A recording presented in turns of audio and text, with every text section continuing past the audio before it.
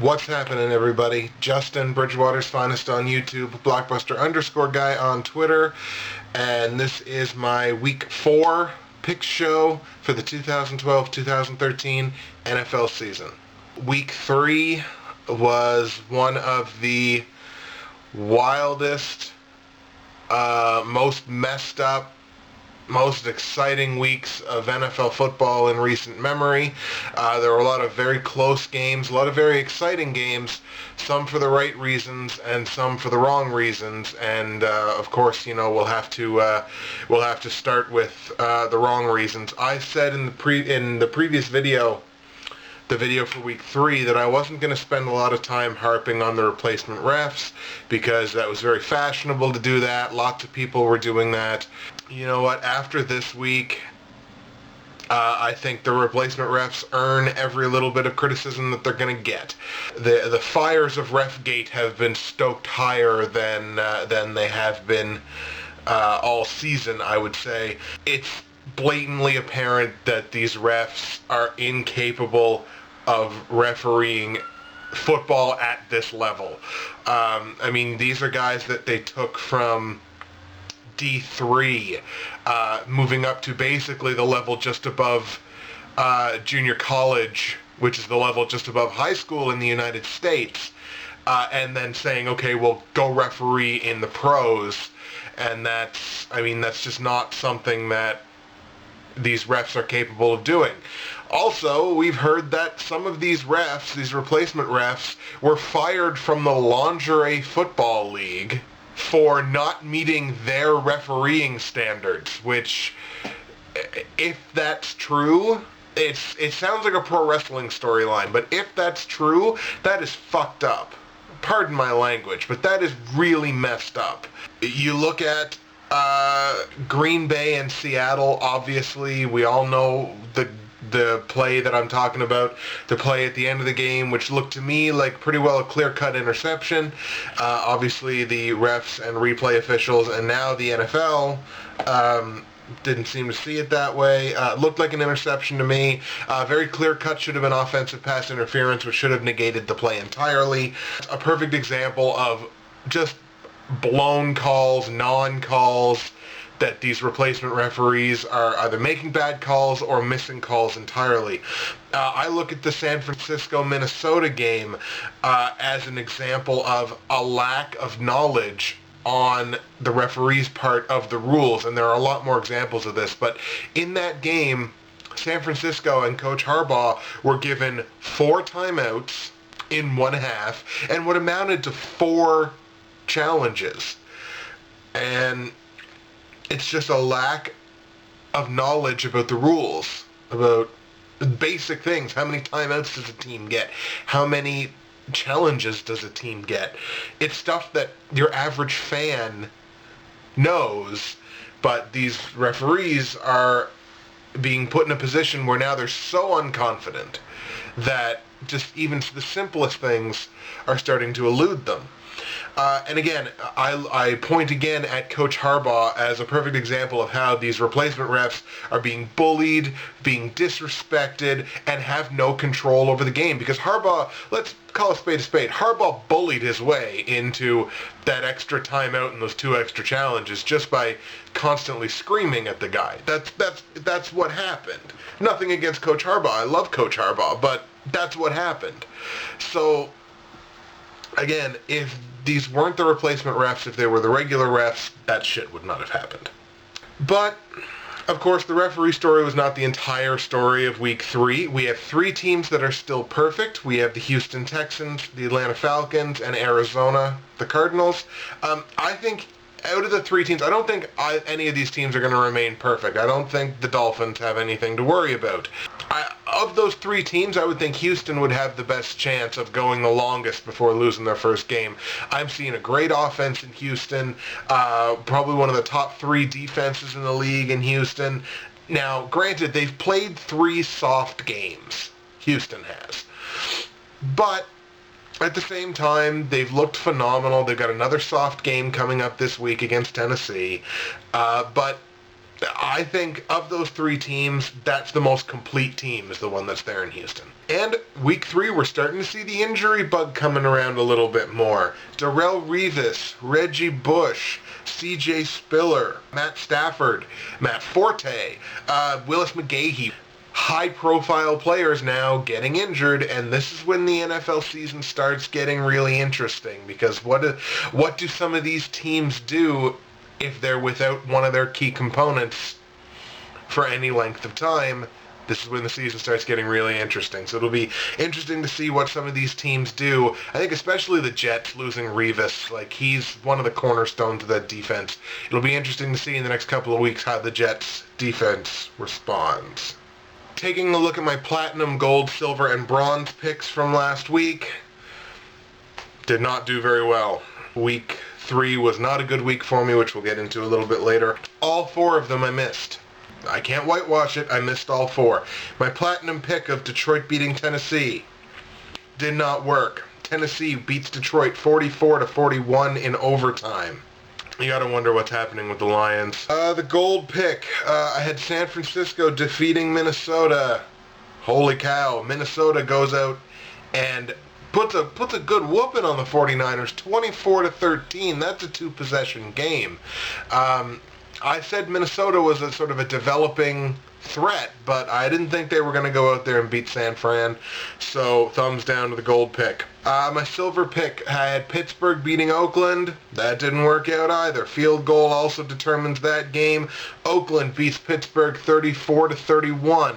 And the bronze pick, of course, I had Green Bay defeating Seattle. I should have got my bronze pick. I think that was a garbage call at the end of the game, but it's going to stand, apparently. Seattle 14, Green Bay 12. So, again, my platinum, gold, silver, and bronze. I was 0-4 this week, which has me standing at an even record of 6-6 for those picks on the season. Moving to the public and private pick'em, and to see how all of my picks did in week 3. Again, it was a disappointing week. I went 5-11.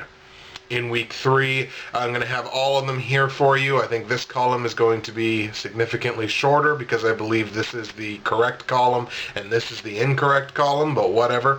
On the whole season, I am 22-26. I don't think many guys doing these kind of predictions would come out here and blatantly tell you, yeah, A, I had a shit week, and B, I'm doing shit for the season, but I have the integrity that I'm going to come out and I'm going to tell you that straight up. I only sit in the 40th percentile on Yahoo. It has not been a good season up to this point. We're going to see if we can't turn it around here starting in week 4. Looking at the private pick'em, I currently sit in sixth place out of 8. We've picked up 2 more people since the beginning of the season, which is awesome. With 181 confidence points out of a total possibility of 408. So only raking in about 44% of my confidence points so far. Again, certainly not where I want to be. Week 3, I only managed 27 of 136 possible confidence points, only 20%. Shout out to our week 3 winner, Jeff P.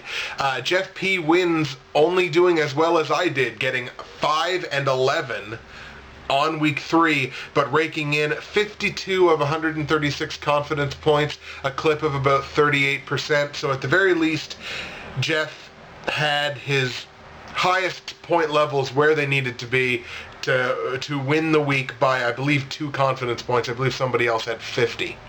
Jeff's performance and no one else's performance was enough to dethrone the man who continues to lead our private pick'em league, Tom Mullins. Tom Mullins, 26-22 on the season, having raked in a total amount of 240 out of 408 confidence points, a clip of about 59%. Tom has led from the gate so far, so congratulations to Jeff on being our week 3 winner, and Tom remaining the overall leader. Now let's take a look at my platinum, gold, silver, and bronze picks for week 4 of the NFL season. We're going to start at the bottom with the bronze pick. Looking at the Atlanta Falcons playing at home against the Carolina Panthers. Atlanta, as I mentioned before, one of the 3 unbeaten teams remaining in the NFL. Based on the way Carolina has played in their last couple of games, I don't see where they're able to protect Cam Newton with that offensive line. Makes it very difficult to get anything going. Things are not going to get any easier for them this week, obviously. Not just playing Atlanta, but going into Atlanta to play. I got to take the Falcons at home. They're a great home team.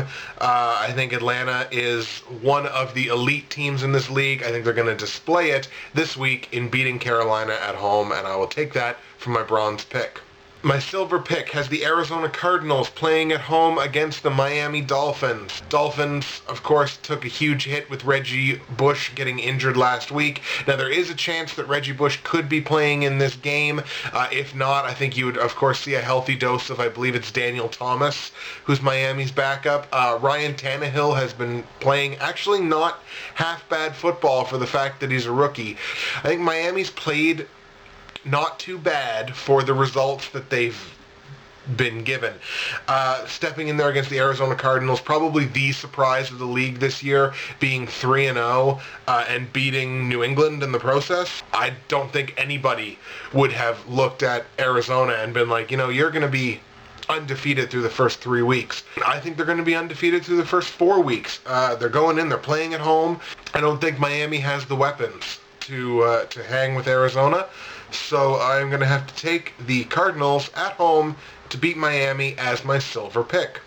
My gold pick has the Houston Texans playing at home against the Tennessee Titans. I couldn't see Tennessee putting up 40 points on Detroit. I thought Detroit's defense was better than that.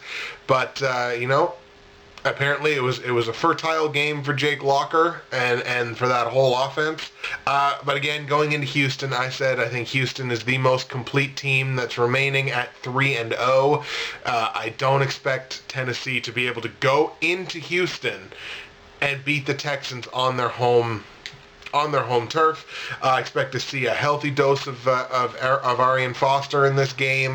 Matt Schaub has been throwing the lights out so far. Got to take the Texans at home as my gold pick. And my platinum pick, for anybody that happens to know me or has watched the show before, I'm sure you can tell what this one is going to be. The Baltimore Ravens playing at home against the Cleveland Browns. I don't think I have to say too much. Cleveland's whole offense is Trent Richardson. Trent Richardson is, no disrespect to Brandon Weeden or any of their wide receivers, if I could actually name one. I think Joshua Cribbs still plays for them. But, Cleveland's going to have no answer here. They're going to have no answer on offense for Baltimore's punishing D. They're going to have no answer on defense for Ray Rice, Joe Flacco, Torrey Smith, the weapons that Baltimore now has. Baltimore is a much more complete team now than they have been in the past. Baltimore is one of the most difficult places to win. I don't see any way Cleveland can possibly win this game. Bet the farm on Baltimore if you happen to be a betting man. I will take the Ravens as my platinum pick. Now here come the rest of my picks for Week 4 in the NFL. Thank God you guys are still watching. This is the way I see the rest of Week 4 going in the NFL. Check it.